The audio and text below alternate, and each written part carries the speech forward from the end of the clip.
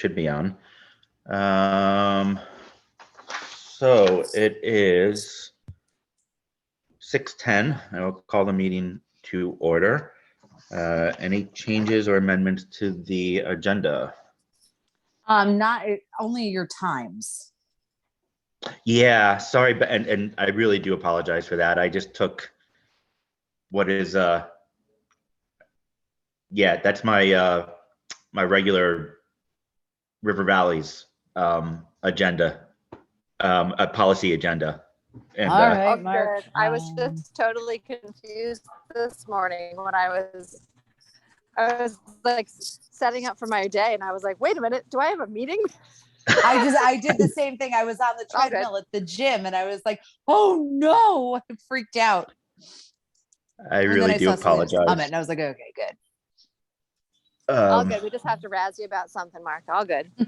No. Well, feel free. This taking on a new full-time job has really thrown things for a loop in my world. I'm sure. So, a job will do that. and I can't even find a. There we go. I got a construction pencil that will do well enough. So with the corrected times on the agenda. No, everything else is all set for me. Okay. No public comment or discussion since there is none. I went looking for minutes from our last meeting or the recording from our last meeting. I could not find either. So I'm going to keep digging for that. And if I find it, we'll do it at the next one. Correspondence, the only one I have is the letter from Stephanie in regards to D7. And then existing policy. So E1. E1 was updated September of last year, so over a year ago now, and it's a major rewrite. And when River Valley sat down to kind of work through it, realizing what a huge job it was, we talked to Bill and we thought it might be something that the SU could produce a model of the model to make it easier for all the individual boards to adopt it. So really the only thing I wanted to talk to you guys about tonight was whether or not we should go down that road. I believe it would be Jen McCusick, if I got her name right, who would be working with us on that. And a lot of the information would get pulled probably from the SU's CIP, continuous improvement plan or program or policy, whatever it is, which is very similar for all of our districts. So that was my thinking. Can I ask a couple questions about this though?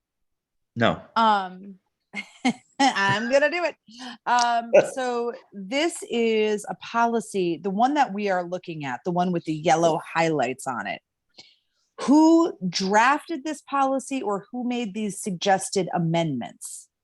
So that is the VSBA's model policy. And Okay. I just slapped River Valley's heading on it, but didn't make any other changes to it, I think.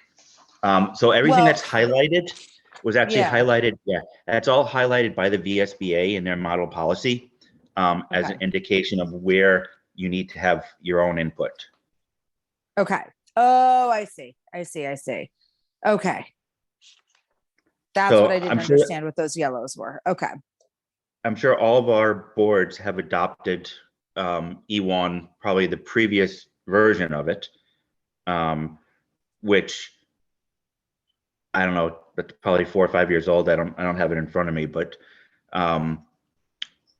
it did not require the type of customization as this new version does. And it is required. It's not just a state requirement, it's actually a federal requirement also that we have it. So I just thought to make it easier for all of our boards that I would just bring Jen McCusick in virtually and work with her on this. I think that it's probably mostly stuff that she can answer very simply or very quickly. And then each board can do a little bit more customization if they want to in regards to the parent engagement. But I don't know that all of our boards need to spend the amount of time it would take to get through this policy ourselves. Sure. So what do we have to do here? We have to set up a separate meeting specific for this with Jen McCusick? No. And unless one of you wants to be involved in it, I was just going to give Jen a call and send her the policy and say, can you help us put this together as a model for the SU? As simple as that. So right, we don't, and I don't think we need a vote or anything, but I wanted the SU's policy committee to be behind the idea before I went ahead and did that. And this is something you have to adopt anyway. Yeah. Okay. That makes total sense to me, Mark. I say go for it. All right. Yeah. Go to the person with the most know-how. Let's not reinvent the wheel here. Absolutely. Exactly. Absolutely. All right. So I will do that. That takes care of item number 6 on the agenda. Number 7 is the real reason that we're here.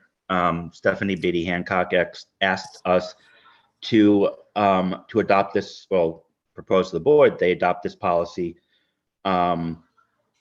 It's very unclear, and I can't get a straight answer from the VSBA whether there are required policies for the SU. I don't think there are, but this is a policy that is a required policy, I believe, for school boards.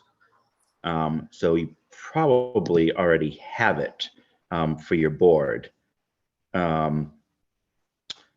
Yeah, it is a required policy for school boards. I think it's just we don't have it for the updated SU. information from, so the Fed has updated some information for special ed rules, and especially with Act 173 becoming a reality. Well, it keeps getting pushed out, but maybe July 1st. I think Stephanie's just wanting to have like the most current up-to-date info as our most updated policy information, how we function and operate according to the Fed rules. That was my understanding of why Stephanie was pushing that out. And it makes perfect sense since the SU handles our special ed. So she clearly wanted this to be flexible in the sense that when the AOE updated the Vermont Special Education Procedures and Practices Manual, that we wouldn't have to come back to this policy and start over.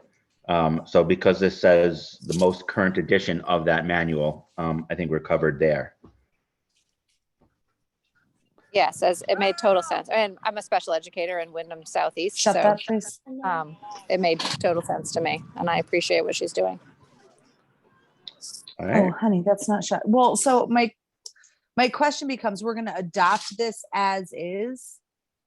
So, we are gonna vote to recommend to the SU board that they warn and adopt it. We can make changes to this before doing that if we want. Okay. Sorry, my daughter was having an event happen. You know. Okay. So yeah, just because I am reading through this and I don't know, because I don't have a district, I don't have a district, I don't have a school, and I just get nervous when it says stuff like to provide free and appropriate public education to these to do it. What's the deal with the public education part? Does that matter? That's federal lingo. So FAPE is Okay. something free and appropriate public education. That's something that is guaranteed to all students with qualifying disabilities.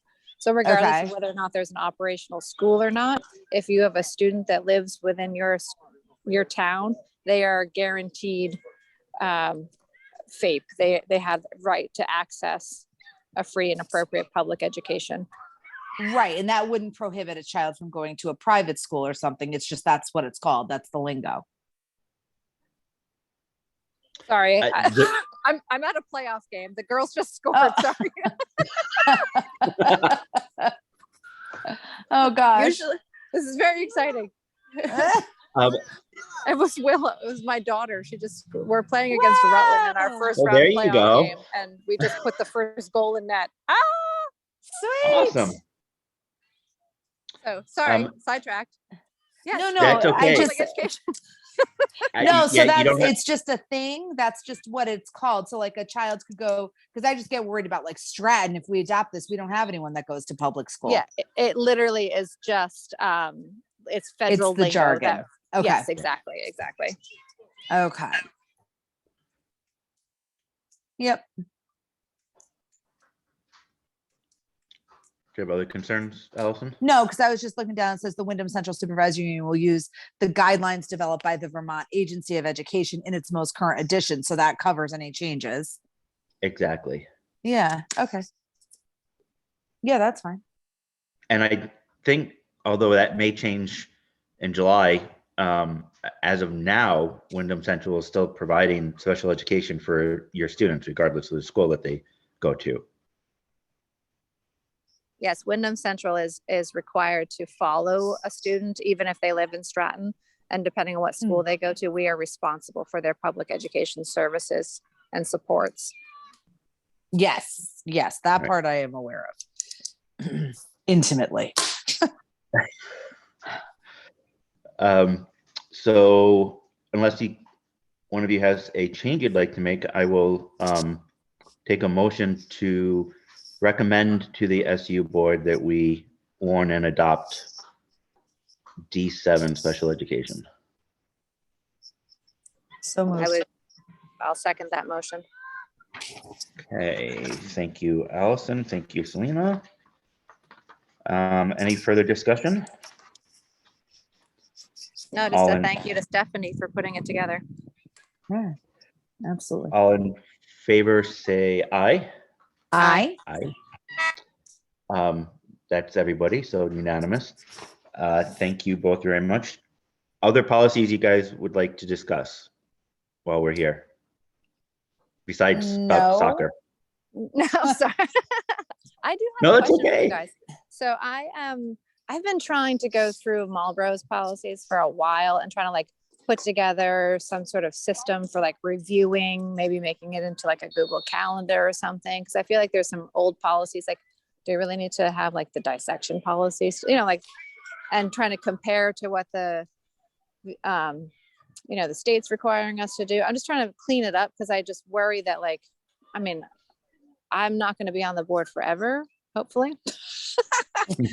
And wanting it to be like a clear and clean process for somebody else to kind of pick up and run with. Because I felt like for me anyway, I don't know if it's true for you guys, but it took a little while to like kind of suss out things. And like we have a lot of like old redundant policies. So I'm trying to like clean those up. And do you guys have a system that you have that's worked for you guys, or? Yeah, I designed a system for us. Actually, I can't take full credit. Our principal had sort of designed the spreadsheet for it in the Dover policies. But I can share that with you. I've actually got one started for Windham Central as well, for the exact reason that I want to be able to turn it over to somebody and be easy to follow. Basically what it does, it's got all the policies that we have adopted on it, with a warning date, adopted date, a review date, and a revised date if you do reviews and revisions. And then there's a column for when it next needs to be reviewed. And I have a script set up that will automatically email somebody when a month before that date comes up. So I can share that with you. That sounds amazing. That's exactly what I was trying to create on my own, and I just hadn't figured. Yes, perfect. That would be amazing. I'd like to see that. Yeah, I'd like Absolutely. to see that too. I actually was just doing the same thing for Stratton, and I started by going to the VSBA website and seeing what policies are required and what are, you know what I mean? Because we're just a horse of a different color. So I was kind of doing the same thing over here. So I would love to see that as well. But Mark, what is it like with the VSBA when they have the listing of all those policies? It says like, this is what's mandatory, this is what's recommended, this is what is optional. Do you ever use that? So if you look at the bottom of the agenda, There's a box called committee convention. And I just adopted this from the River Valleys. On the right-hand side, the policy numbering section, it shows you what ranges are for the required, recommended, or the to be considered ones. So, and then the box on the left is the order that River Valleys chose to review policies in. So we started by reviewing our own policies in this order, and then we've gone back to the VSBA's model policy manual and are going through ones that we had not previously adopted to decide whether we want to in this particular order. Okay. This was just kind of the order that we settled on as far as importance went. Well, we don't have like the first any of them. We've Right. got like 2 of them, so it's fine. Okay. Right. You would need board operations. Yeah. Maybe students a little bit, but okay. All right. Yeah, I mean, the required policies, I don't think non-operating districts are exempt from the required policies. Yeah. But I can check that for you if you'd like. Well, that's okay. It was on the VSBA. I can do that. I can make up my own, but I'd like to see the spreadsheet. I can go through it and vet that out, and then maybe send that to you or to Bill or something. Yeah, absolutely. Cool. I'm happy to help either of you. I Thank spent you. the time putting it together, so you might as well take advantage of it. Don't reinvent the wheel. Exactly. Do we need to go over E1, or that's going over to Jen and then it'll come back to us at some point and then we will recommend it to the board? Exactly. Okay. I don't know if I'd actually, we may not need to recommend it to the board because we're just putting together a model. So the board's not going to adopt it. We will just provide it to the member districts as a model of it that they can choose to adopt, or they can reinvent the wheel and do it all on their own. Cool. But I will, as I go through it with Jen, I will share it with the committee.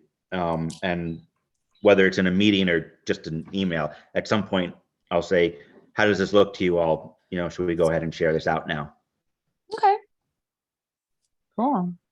So do you need the motion to adjourn thing? Technically, no, but if you'd like to make it, I'll put